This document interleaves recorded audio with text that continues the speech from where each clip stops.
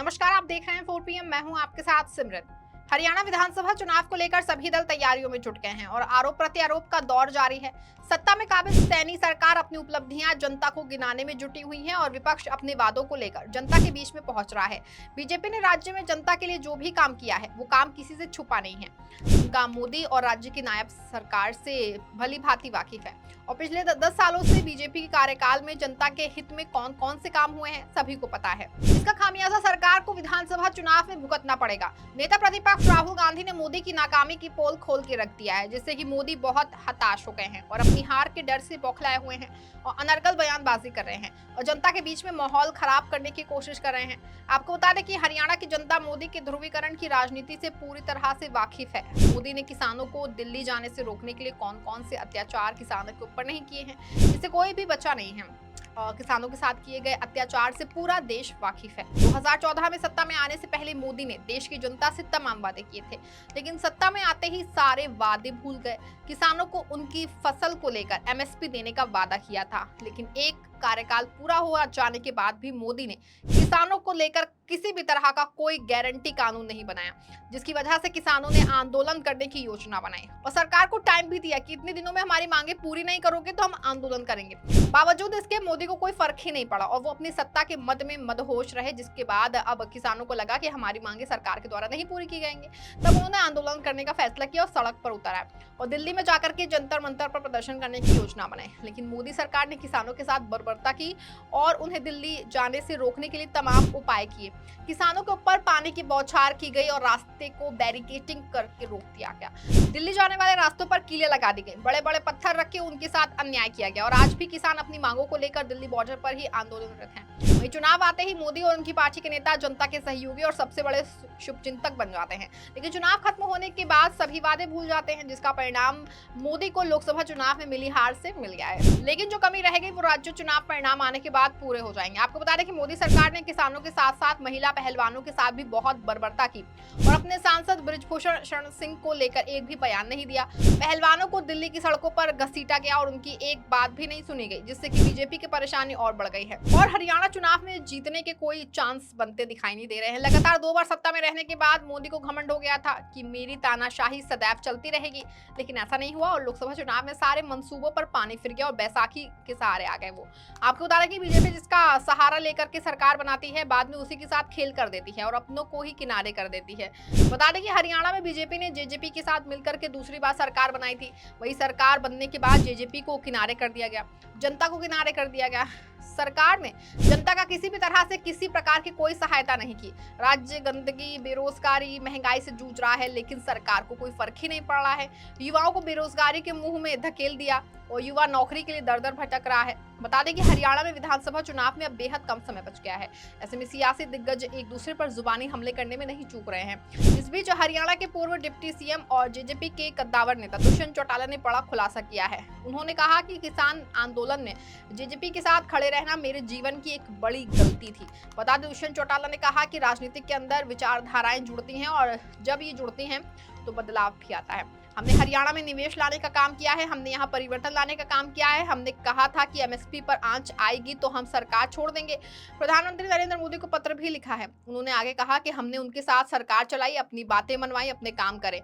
अब आगे चुनाव लड़ने पर सहमति नहीं बनी तो दोनों ने रास्ते अलग कर लिए। किसान आंदोलन पर बीजेपी के साथ खड़े रहना मेरे जीवन की सबसे बड़ी गलती थी। अगर मैं आज ये स्वीकार करता हूं तो हरियाणा की जनता मेरा साथ भी देगी और इस चुनाव में लड़ेगी। आपको बता दें कि पूर्व उप मुख्यमंत्री ने ये भी कहा कि ऐसा माहौल बना दिया जैसे किसान आंदोलन का सबसे बड़ा विलन दुष्यंत चौटाला है, जबकि दुष्यंत चौटाला ने ना तो वोट डाला, ना दुष्यंत की पार्टी का कोई सदस्य लोकसभा में है आवाज उठाने के लिए। लेकिन उसके बावजूद भी ये दिखाया गया कि अगर मैं इस्तीफा दे देता तो राज गिर जाता है। आज भी मेरे बिना नायब सिंह सैनी राज कर रहे हैं। अगर उस समय मैं ना करता तो जो वादे हमने हरियाणा की जनता से किए वो पूरे नहीं हो पाते।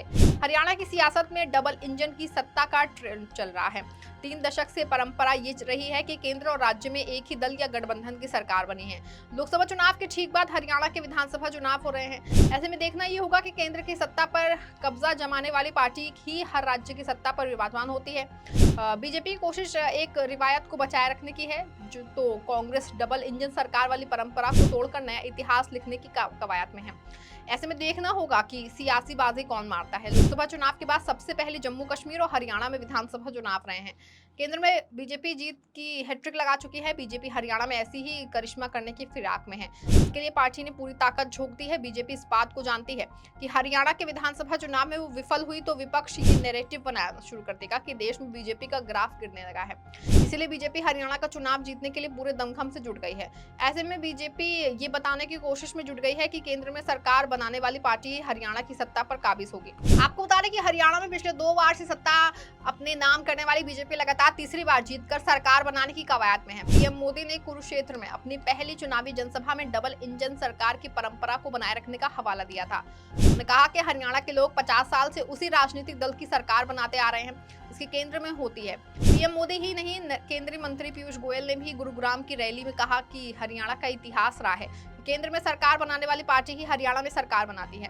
हरियाणा के सियासी इतिहास में अभी तक कुल 13 बार विधानसभा चुनाव हुए हैं, जिसमें से केवल 3 ही बार बीजेपी सत्ता में आई है। बीजेपी ने 1996 में हरियाणा विकास पार्टी के साथ गठबंधन की सरकार बनाई थी। इसके बाद 2014 के चुनाव में मोदी लहर में बीजेपी ने 47 सीटों के साथ पूर्ण बहुमत के साथ सरकार बनाई। 2019 के चुनाव में 40 सीटें जीतने के बाद जननायक जनता पार्टी के समर्थन से सरकार बनाई। बीजेपी लगातार तीसरी बार सत्ता पर काबिज होने की कोशिश में है। इसके लिए केंद्र में बनी मोदी सरकार का हवाला दिया जा रहा है। हरियाणा में डबल इंजन की सरकार का सिलसिला 3 दशक से चला आ रहा है। 1996 में बीजेपी ने केंद्र में भले ही सिर्फ 13 दिन की सरकार बनाई हो, लेकिन हरियाणा में बंसीलाल के साथ मिलकर सरकार में शामिल रही। इसके बाद 1999 में बीजेपी एनडीए के साथ मिलकर के केंद्र की सत्ता में आई थी, जिसमें एनएलओ भी शामिल थी। इसके बाद हरियाणा में 2000 में विधानसभा चुनाव हुए। बीजेपी और एनएलओ ने मिलकर के चुनाव लड़ा, जिसमें गठबंधन को 90 से 53 सीटों पर जीत मिली। कांग्रेस के हिस्से में सिर्फ 21 सीटें आई। इनेलो के प्रमुख ओम प्रकाश चौटाला मुख्यमंत्री बने।